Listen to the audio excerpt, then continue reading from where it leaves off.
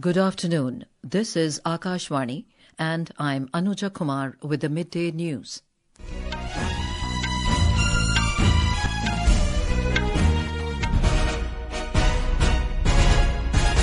The headlines. India plans to have its own space station by 2035 and an astronaut on moon by 2040. President Droupadi Murmu and Prime Minister Narendra Modi congratulate NASA team on safe return of Sunita Williams and others from space. Talks resume between protesting Punjab farmers and representatives from centre as well as state government in Chandigarh. Minister of State for Home Affairs Nityanand Rai says centre takes stringent measures to eliminate terrorism. In football, India and Maldives to clash in an international friendly match at Shillong this evening. And in badminton, India's Treesa Jolly and her partner Gayatri Gopichand advanced to women's doubles second round at Swiss Open in Switzerland. And now the news in detail. India has planned to have its own space station, namely Bharat Antariksh Station, in 2035. And if all plan goes well, an Indian astronaut will be on the moon by 2040. Minister of State in Prime Minister's office, Dr. Jitendra Singh, said this while replying to supplementaries in the Lok Sabha today.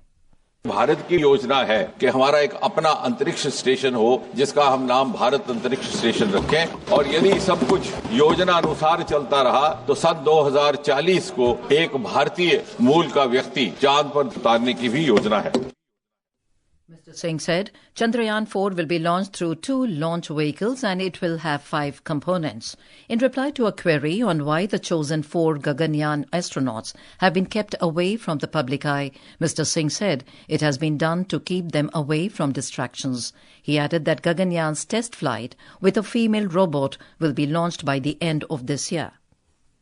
NASA astronauts Sunita Williams and Butch Wilmore have returned on Earth early this morning aboard a SpaceX Crew Dragon spacecraft after spending 286 days in space. Their SpaceX capsule parachuted into the Gulf of Mexico. With this, the astronauts concluded their trip with SpaceX's Crew 9, a routine International Space Station, its staff rotation mission, alongside NASA's Nick Hague and Russian cosmonaut Alexander Gorbunov. Sunita Williams and Butch Wilmore are now embarking on a 45-day rehabilitation program to help them adapt to Earth's gravity after spending 9 months in space. Prime Minister Narendra Modi has congratulated and lauded the efforts of those who worked tirelessly to ensure the safe return of the Crew 9 mission on Earth. In a social media post, he said, Sunita Williams and the Crew 9 astronauts have once again shown the world what perseverance truly means. Mr. Modi said their unwavering determination in the face of the vast unknown will forever inspire millions. Underlining the spirit and efforts of Sunita Williams, Mr. Modi said that she has exemplified the spirit throughout her career. He further said space exploration is about pushing the limits of human potential, daring to dream, and having the courage to turn those dreams into reality. President Droupadi Murmu has congratulated the entire team of the NASA behind the safe return of the Crew 9 mission on Earth. In a social media post, she said that India's daughter, Sunita Williams, and her fellow astronauts have inspired everyone with their perseverance, dedication, and never-say-die spirit. She added that the historic journey of the astronauts is a tale of determination, teamwork, and extraordinary courage. Minister of External Affairs Dr. S. Jaishankar today addressed the growing convergence of national security and business decisions at Raisina Dialogue 2025 in New Delhi. Highlighting the shift in global economic strategies, he said, the world today makes business decisions factoring in national security in a way they did not before. Whether we would like it or not, they are a reality. Countries use them. In fact, if one looks at the last decade, I would say we have seen a much greater weaponization of pretty much any kind of capability or any kind of economic activity. It could be financial flows, it could be energy supplies, it could be technology. This is the reality of the world. So, since I take the world as it is, we have to negotiate our way through that and see how best we can do for our own country. Dr. Jaishankar also underlined how countries now prioritize secure and reliable partnerships over cost effectiveness alone. Discussing India's trade negotiations, he said that India is involved in 3 big trade negotiations with the EU, UK and the United States right now. He added that these are growth markets, technology and strategic partners of India. Minister for Electronics and IT, Ashwini Vaishnaw, has said that there has been a significant improvement in tackling online gambling and betting activities, with 1,097 betting and gambling websites banned last year. Replying to supplementaries in the Lok Sabha today, Mr. Vaishnaw said both centre and states have to work together to deal with such activities, and all agencies related to cybercrime are working in coordination.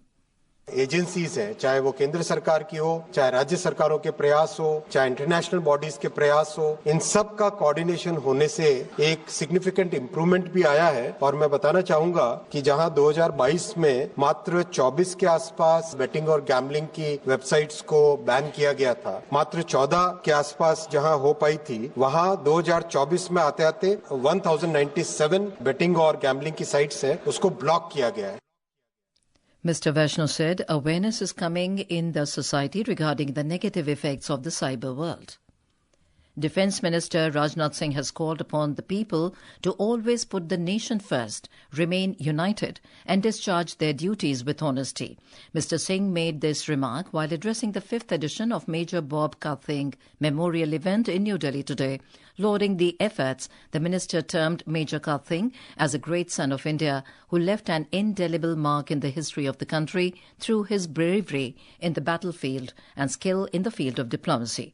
Mr. Singh also highlighted the administrative proficiency of Major Karthing, especially his contribution in the formation of Sashastra Seema Bal and Nagaland Armed Police and other such reforms. The talks between protesting Punjab farmers and representatives from the centre and the state government is underway in Chandigarh.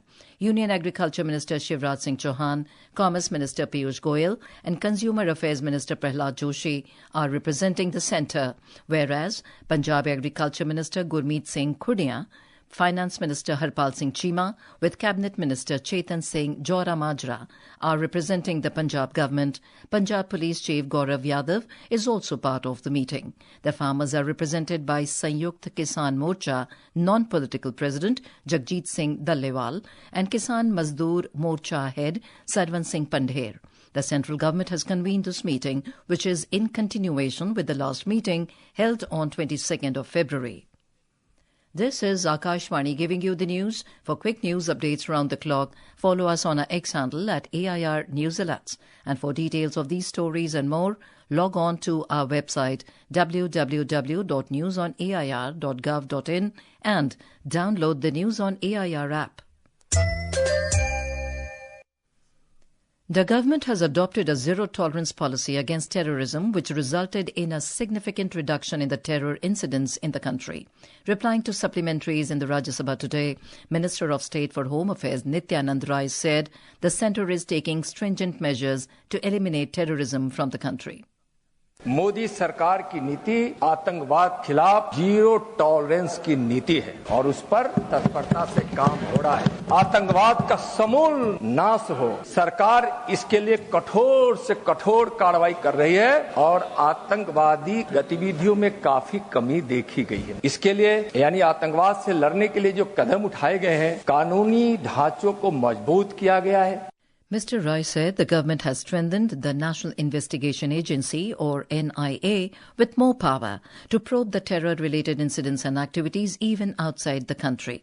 He said the NIA is probing the incident related to attacks on Indian High Commission in London and Consulate General of India in San Francisco.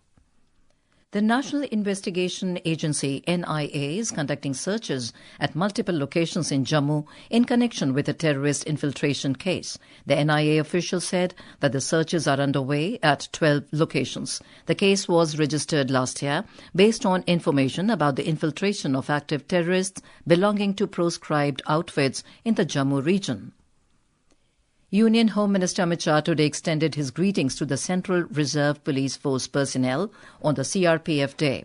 In a social media post, he said that the day marks the occasion when the force was honoured with the President's colour in 1950.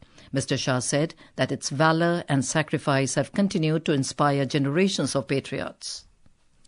Members of Parliament from Dravid Munnetra Kangadam, DMK, along with fellow MPs from the Congress, Left and others today protested outside the Parliament on the issue of proposed delimitation of Lok Sabha and Assembly seats. They raised slogans over the issue. Talking to media, senior DMK leader Tiruchi Shiva said that representation of southern states might reduce after delimitation if it is done on the basis of population. He said they are in favour of conducting it keeping in mind the interests of states like Tamil Nadu. The BJP today said that India's unique diplomatic position, shaped under PM Modi's leadership, deserves recognition and appreciation. Referring to Congress MP Shashi Tharoor, praising Prime Minister Narendra Modi, India's stand on the Russia-Ukraine conflict, party MP and spokesperson Sambit Patra told media outside the Parliament that Mr. Tharoor understands diplomacy, having worked at the UN for a long time, and he appreciated Mr. Modi's decisions. Mr. Patra said he believes leaders of the Congress party should learn from this. In Maharashtra, District Magistrate of Chhatrapati Sambhajinagar, Dilip Swami, conducted a comprehensive review of the security arrangements in Kholdabad to ensure law, order and peace remain uninterrupted in the district. He urged citizens to refrain from believing in rumours and to cooperate with the administration to maintain harmony. Instructions have been issued to immediately alert law enforcement if any objectionable messages are detected on social media. The Enforcement Directorate, or ED, is interrogating RJD President and former Bihar Chief Minister Lalu Prasad in connection with Land for Jobs money laundering case. He reached the ED regional office at Patna this morning with his daughter and Lok Sabha member Meesa Bharti to appear before the investigating officers. Sri Lanka's economy recorded a robust 5.4% growth in the fourth quarter of 2024, marking its strongest expansion since the nation began its recovery in mid-2023. This is the highest growth rate since 2014, as per the latest GDP estimates from the Census and Statistics Department of Sri Lanka. In US dollar terms, the Sri Lankan economy reached close to $99 billion by the end of 2024, while per capita income rose to $4,516, crossing the $4,000 mark for the first time. A strengthened rupee appreciating by 10% in 2024 after a 12% rise in 2023 contributed to higher incomes in dollar terms. Our correspondent has filed this report. Sri Lanka's economic resurgence in 2024, driven by industrial growth, improved liquidity and foreign exchange stability, signals a firm rebound from its 2022 crisis. The country's highest GDP expansion in a decade at 5%, which has exceeded even IMF targets, coupled with rising per capita income, underscores a potential long-term recovery trajectory. Although agriculture's contraction highlights sectoral imbalances in the fourth quarter that may require policy intervention to ensure inclusive and sustained growth. Despite this, for a country which saw the economy contract by 2.3%, this growth has been a positive sign. Ahmed Muin Farooqi, Akashvani News, Colombo. On to sports. In football, India and Maldives will be face-to-face in an international friendly match at Shillong today. The match is scheduled to begin at 7 this evening. The match is a dress rehearsal for the all-important AFC Asian Cup qualifier against Bangladesh at the same venue on the 25th of this month. In badminton, India's Treesa Jolly and her partner Gayatri Gopichand have advanced to the women's doubles second round at the Swiss Open at Basel in Switzerland. The ace Indian duo defeated Switzerland's Eline Müller and Netherlands' Kelly van Buiten in the first round. And now, before we end the bulletin, the headlines once again. India plans to have its own space station by 2035 and an astronaut on moon by 2040. President Droupadi Murmu and Prime Minister Narendra Modi congratulate NASA team on safe return of Sunita Williams and others from space. Talks resume between protesting Punjab farmers and representatives from centre as well as state government in Chandigarh.